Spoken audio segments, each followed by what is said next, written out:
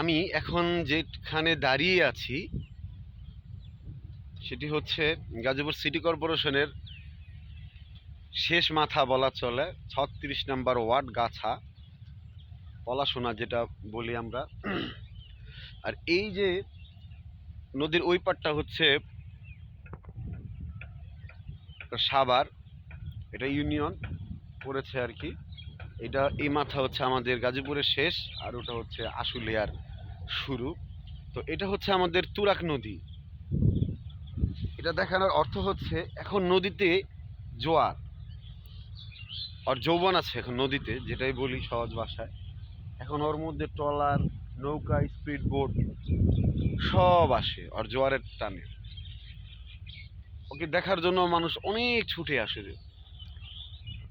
মানুষের জীবনটাও ঠিক এমনই, একবার জোয়ার আসবে, একবার ভাটা আসবে। যখন আপনার জীবনে জোয়ার থাকবে তখন আপনার পাশে অনেক মানুষ থাকবেন যারা এক প্লেটে খাবে, এক বিছানায় ঘুমাবে, একসাথে চলাচল করবে, একসাথে আড্ডা দিবে। আবার যখন আমাদের জীবনে, আপনার জীবনে ভাটা চলে আসবে, তখন দেখবেন যাদের সাথে এক প্লেটে খেয়েছেন, এক বিছনায় ঘুমিয়েছেন, এরাই আপনাকে ফেলে চলে যাবে, এরাই আপনাকে সুযোগ বুঝে বুকে ছুরি মেরে দিবে।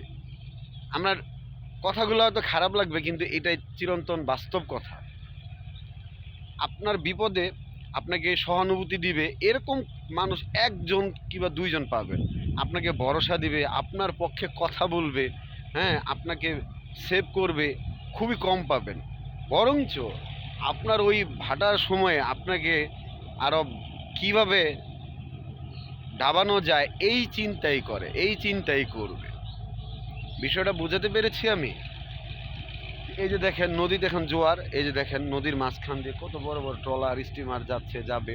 ঠিক এরকমই জীবনে যখন টাকা থাকবে তখন আপনাদের জীবনে, আমাদের জীবনে অনেক বন্ধু বান্ধব আসবে, চেনা নাই জানা নাই, এক সেকেন্ডে পরিচয়, এক সেকেন্ডে আবার এরা চলে যাবে। এটাই বুঝাতে চাইলাম যে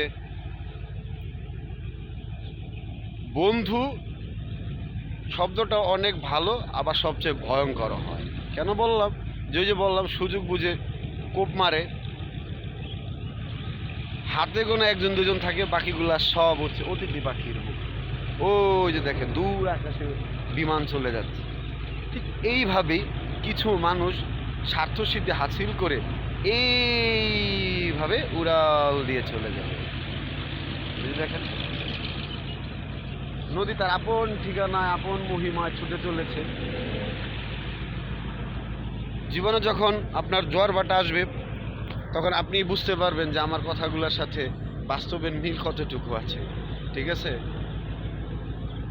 যাই হোক, যদি কথা কষ্ট দিয়ে থাকি ক্ষমা সুন্দর দৃষ্টিতে দেখবেন।